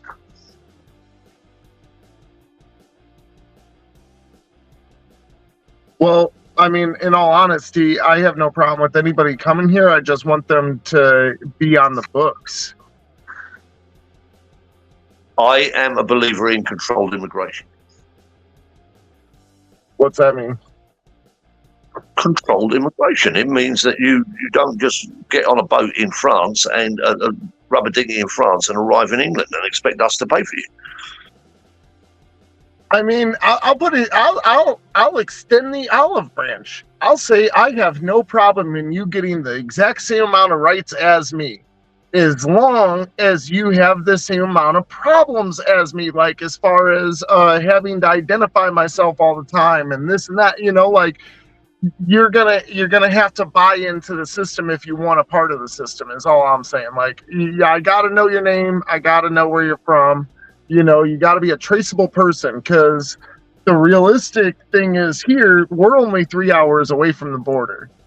Well, right now, you're officially far right because Biden doesn't agree with you. Yeah, I know. You're technically you're far right, like me. I'm far right as well. Yeah, I don't like to consider myself far anything because you know, honestly, I'm a human. Whenever they say, you know, are you conservative or are you liberal? I'm like, well, I'm both, man, because it depends on what are we talking about. See the irony in this. Do you not see the irony in this? Being a patriot and being strong for your country and to protect your country, you're classed as far right. The lefties are turning down and making you, they class you as far right. So I embrace the tag as far right. I don't like that, because I want people to realize that it's like, hey man, none of us are one thing all the time or one thing at all. You know? I hate that they try to put those tags on us all the time. You know what I'm saying? It's like, I want my children to be safe. Yeah. I want my children to own a home. Chris Rock actually had a stand-up about this back in, I want to say, either the early 2000s or the late 90s. He had a thing and he said, see, I hate whenever they say, are you conservative or liberal? He said, when it comes to murder and rape, I'm conservative. When it comes to prostitution, I'm liberal. That's fair enough. That's the oldest profession in the world. Right. It's just funny because it's like, there are things that like, I'm like, oh yeah, I like a liberal mind state on that, It's funny because somebody tried to put me in boxes, but dude, you put me in a box and I'll mess you up because I don't really fit in none of them, Yeah, like I say, I teach English for free and I teach English to Afghan girls. That's cool. So it's a case that I don't turn around and if someone turns around to me and says, "What are you? Are you left or right?" I go, "Well, I'm not. I'm a survivor." Right. You're a person. It's like, don't put me down to either a box or a number. It's like, hey man, I'm an individual. You know what I'm saying? I have complex thoughts. Shit, if you knew the shit that I think about every day, you'd understand that you really cannot class me as, Yeah. I mean, I had a guy contact me the other day, and he's a chief superintendent of a police force in the UK, or of this particular area, Derby. And he messaged me and he said, "John, can you give me a job?" I went, "Do you speak Arabic?" He went, "I'm learning." I went, "Why do you want to leave the UK?" And he went, "I don't like it here anymore." I said, "But you're chief superintendent. You're the man who's meant to can make sure everyone's safe. Why do you want to leave?" And he went, "Oh, I never thought about that." What? I went, "Motherfucker, you're the one that's meant to be taking care of people. You're the one that's meant to be the security, and you're asking me for a fucking job?" Yeah. Yeah. That shows the loyalty. That shows the loyalty. It shows the loyalty, the fealty to a country. Right. Right. Absolutely. Okay, so I have a question for someone outside of the U.S. Obviously 2024 coming up. It's a big year for us here because it's election year. Yeah. What would you like to see happen, and what do you think is going to happen? Because they may be two completely different things. I agree with you on that right now. On Trump's watch, there were no wars. Yep. He made friends with North Korea. Yep. He did things and there were no wars. Mm-hmm. Biden has crippled the US. Mm-hmm. With his liberal, you've got states now that don't have any fucking police forces, that don't have any ways to go. I've got to plug you in, guys. Sorry. So we're going for this because I'm low bat. So would I like to see would I like to see Trump back? No. But if you turn around and you look at the growth of the far right and again, this is apostrophes, we're classed as far right because all we want is to look for our country. So if you look in Spain, if you look in Germany, if you look in Denmark, it's happened. There is a movement. There's a movement now that is turning around and saying enough of this woke bullshit stuff. If you want to be gay, be gay. No problem. No problem. But don't fucking ram it down my throat. Right. Well, I think there was a thing that was saying that people on the right are actually the ones that are woke. Like, it's starting to be a movement to where they're like, hey, the real woke ones are the ones on the right. Because we've been saying this type of stuff this whole time. And now people are like, oh, we do need agriculture. Oh, we do need trade. Oh, you know, like, yeah, we do. We need manufacturing. We need trade. We need agriculture. Oh, man. It's crazy. So what do you think is going to happen, though? Well, Trump is leading in the polls at the moment, so I think he'll probably be back. And there is no legislation that a president of the United States can't be president of the United States if he's in prison. That's true. And he's being attacked at the moment by in every way. I mean, Biden is fucking these left-wing bastards are attacking him like it's going. So, as a vindication, I'd like Trump. Right. I would vote Trump. Okay, so I do think that oh man, it's a difficult question. There's a difference in what I hope. There's a difference in what I hope to what I kind of like fear is actually going to happen. Yeah. So what's your viewpoint? I do hope that Trump gets back into office because not because of the reasons that a lot of other people want him back in office. Me, it's a lot of the trade policies and stuff like that. He was doing really good on our trade policies. He was the first president to have anything to do with North Korea in 50 years. Yep. And I think that's going to bring in a lot of business for us for not just tourism, but I mean, we're going to be selling them stuff, you know, and I do think that that's a good idea to kind of go into basically an untouched market. Harley Davidson manufactures its bikes in China. Right. Triumph. All of you're a motorbike team. You're a motorbike friend. You know about motorbikes. Every motorbike you get today is bought in China. It's built in China. Every train you get on is built in China. Oh, so hey, real quick though, I did want to get back to the whole Trump thing real quick. The reason I think he's going to do really good is simply because of the same reason people hate him. Because he is so full of himself that he wants to make sure he goes down in history as one of the greatest of all time. If there's one thing I can trust him to be vain enough to be like, nah. Is this going to make me the greatest? On the point. Yes.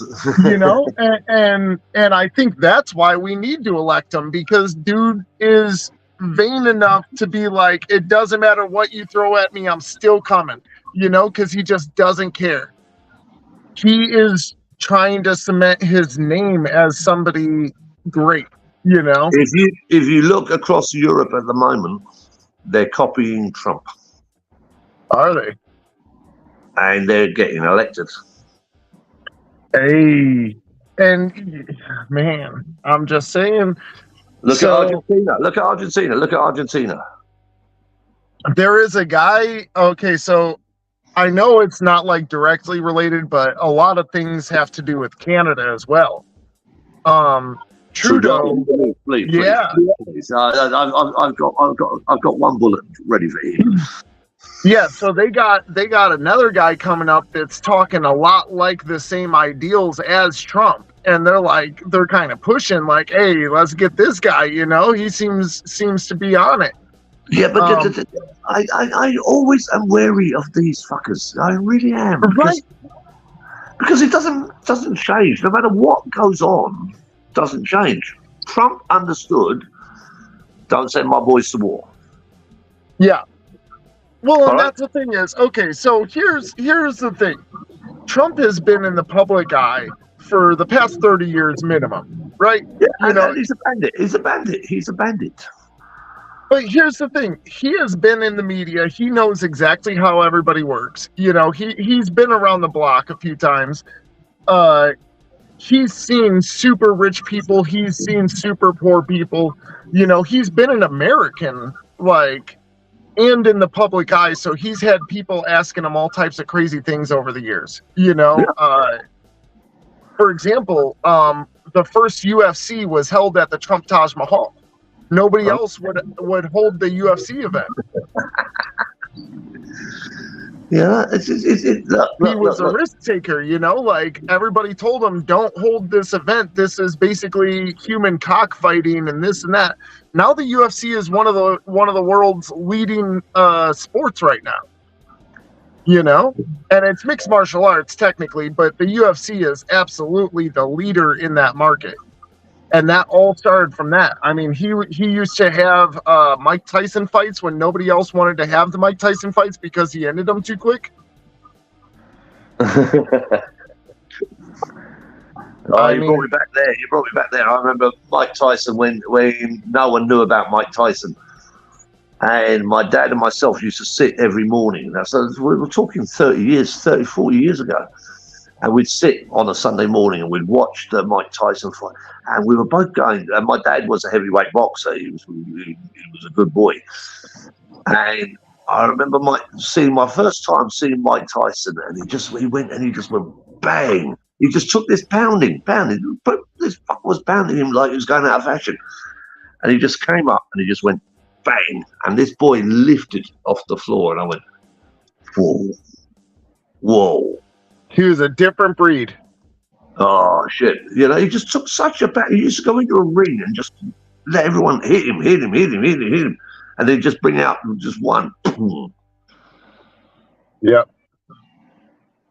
And as per usual, just fuck to the side and no one ever cheated thing. But I mean, I remember him when I'm talking black and white TV time. It was not far off it. Just 1982, 82, something like that. And I was sitting there with my dad, and it's the first time I'd ever seen him. And this guy was bounding. He just turned around and he just went bang, and this guy just lifted off the floor. I went, fuck. Yeah.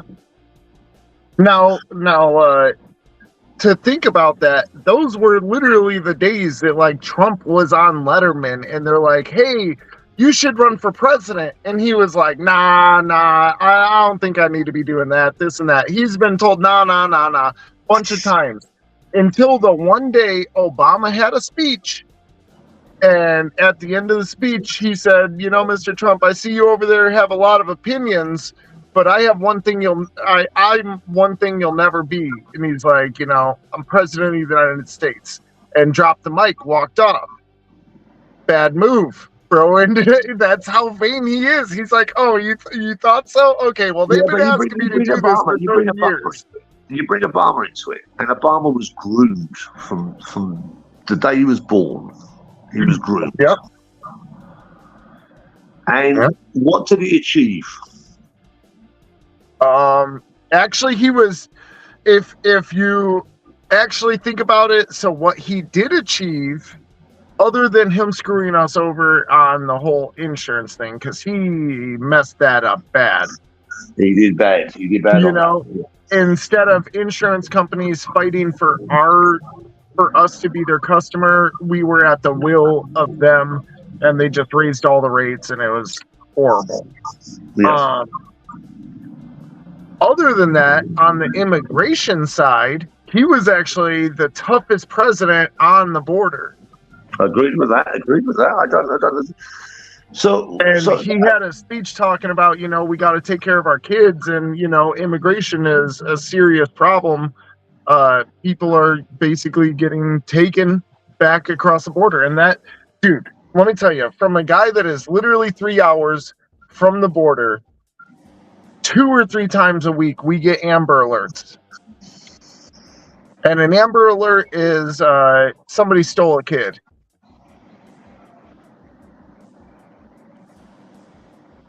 And it goes on all of our phones. It's like, oh, they were seen driving this vehicle or whatever. But it's only 3 hours to the border. That thing might not have been, they might not even report it for 3 hours. There's Kids not much get stolen all the time here. There's not much I can say on that one, man.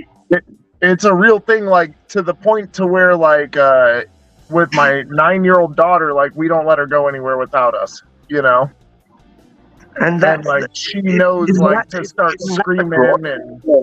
Isn't that the crime? That we can't let our kids go out like you and I used to go out and play and fucking we'd turn around and do our own shit. And we can't now let our children go out. Literally, we just had her friends over earlier today. They live across the street. I had to have my 15-year-old boy go over there and escort them across the street. Ah, motherfucking Jesus. What the fuck is... What, look, are we wrong? Are we old bastards now? Are we old bastards now? Are we the people who turn around and go, okay, yeah, we're going to accept a society where your playmates can come across the road, but I'm going to have to send my son home? Is this what we accept? Yeah, I mean, it's, and honestly, they'd probably be safe, but because it happens so regularly, it's like, nah, we don't even take that chance. Like, there's just, it's things that we do now just to make sure there's no chance of that happening, Well done to you for that. But the other thing that I would actually turn around and countenance against is that if I get an alert from an agency on my phone, I go, how the fuck do you know me? What do you mean? Well, oh, you mean the Amber Alerts? How do they know that I'm in this area, that I'm in this location? It goes by like your area code and your GPS. Like, so if you have a cell phone within a certain area, they'll be like, bam, hit all the cell phones. I'm talking to you from Luxembourg. I don't actually have an address in Dubai. I'm talking to you from Luxembourg right now. Yeah, but you have a GPS on your phone.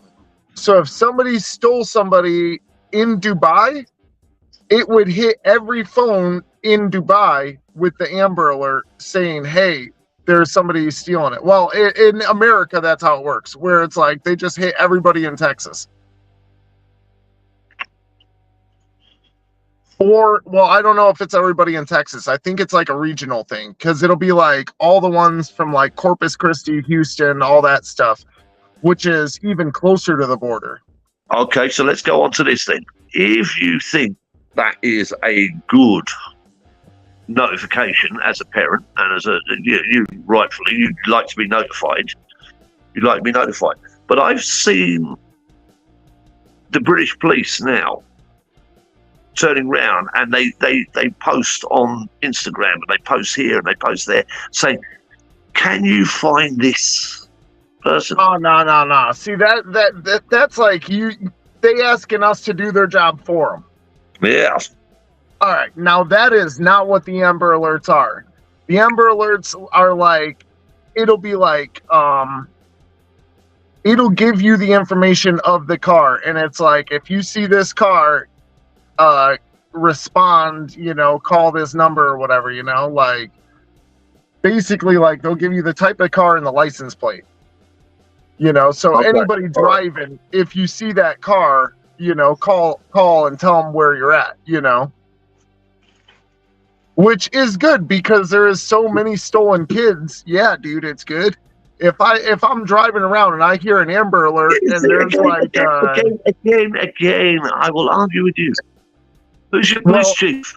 Who's doing the fucking job? Why are there so many stolen fucking kids? yeah. But hey, you got to know this about the police too. The police only ever show up after. Retro. You know, it's only after something happens that the police show up. So by the fact that you have to protect your 9-year-old girl, and you have to mean, send that's your why I'm happy I found a bunch of bullets.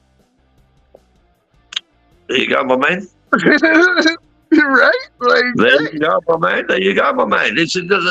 But isn't this part of the degeneration of society? That we have to turn around and do our own policing, do our own. you know, okay, so I do have to say I feel like not a whole lot has changed for specifically Texas.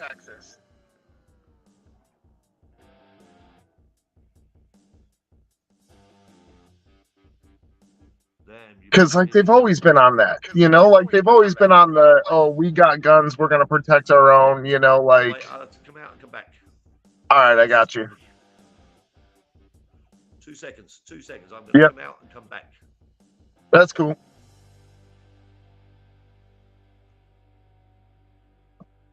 What up, Tal Rob?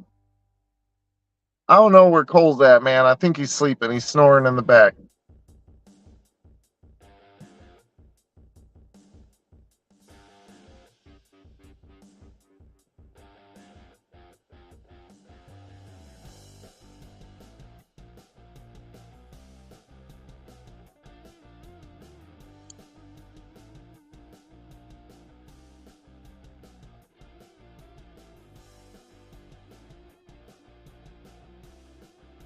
Shit, chilling. I ain't been on lately, man. I've been trying to like stack up money, so I'm selling the snakes, you know, all the time and doing Uber Eats, delivering food to people. That's pretty chill. Cruise around all day.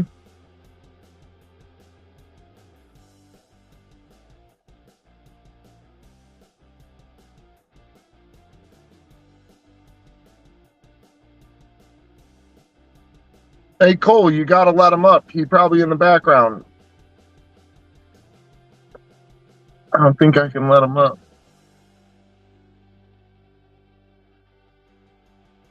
Nah, I can't. Hold on, let me text Cole.